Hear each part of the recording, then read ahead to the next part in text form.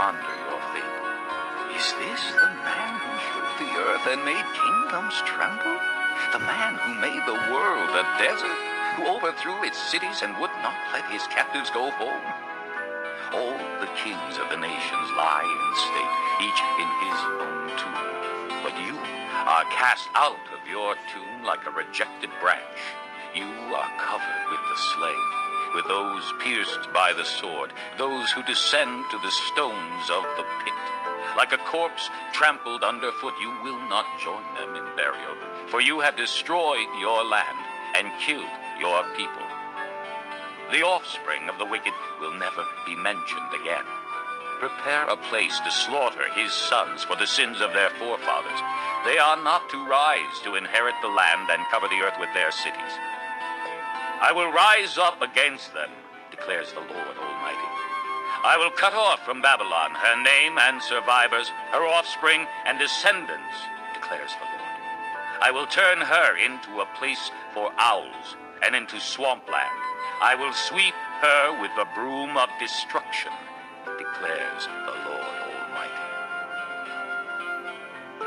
The Lord Almighty has sworn, surely as I have planned, so it will be, and as I have purposed, so it will stand.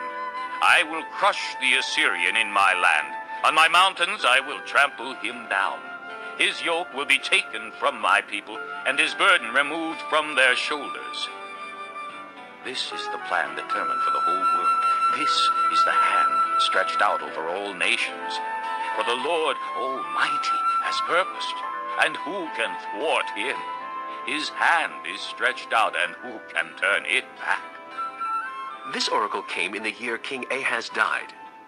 Do not rejoice, all you Philistines, that the rod that struck you is broken. From the root of that snake will spring up a viper. Its fruit will be a darting, venomous serpent. The poorest of the poor will find pasture, and the needy will lie down in safety.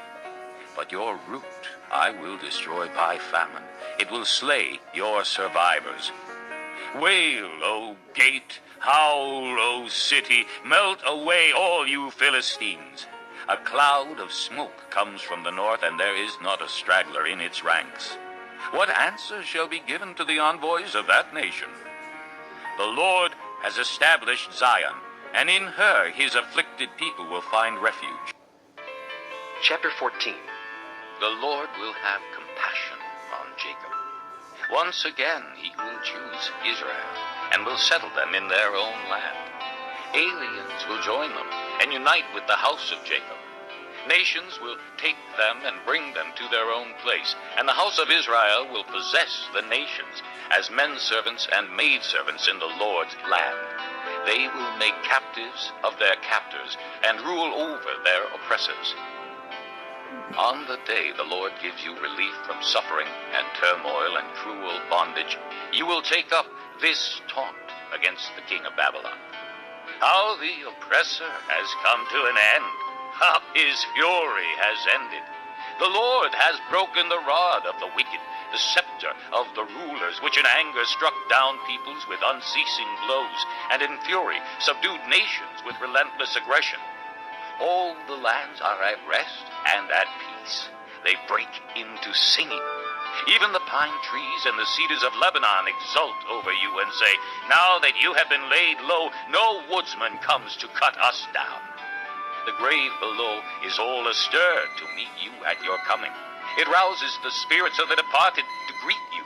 All those who were leaders in the world, it makes them rise from their thrones.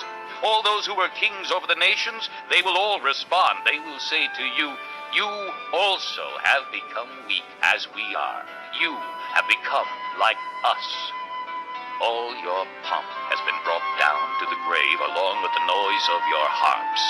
Maggots are spread out beneath you and worms cover you. How you have fallen from heaven, O morning star, son of the dawn.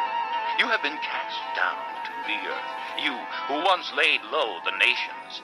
You said in your heart, I will ascend to heaven. I will raise my throne above the stars of God. I will sit enthroned on the mount of assembly on the